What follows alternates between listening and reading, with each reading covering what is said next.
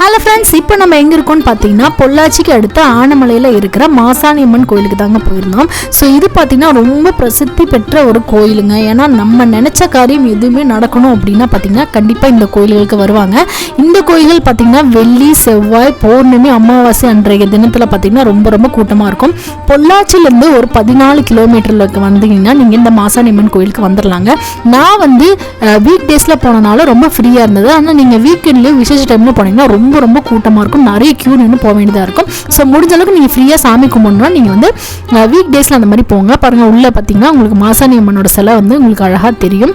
நீங்கள் ப்ளசண்ட்டாக வந்து நாங்கள் சூப்பராக சாமி கும்பிட்டுட்டு போயிடலாம். அண்ட் அது மட்டும் இல்லாமல் இங்கே வந்து காது குத்துறது, மொட்டை அடிக்கிறது, பூ முடி கொடுக்குறது, இந்த மாதிரி நிறைய விசேஷங்களும் நடக்குது.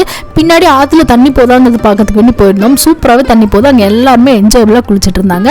நீங்களும் இந்த மாதிரி வீக் டேஸில் போய் சூப்பராக சாமி கும்பிட்டு என்ஜாய் பண்ணுங்கள். தேங்க்யூ.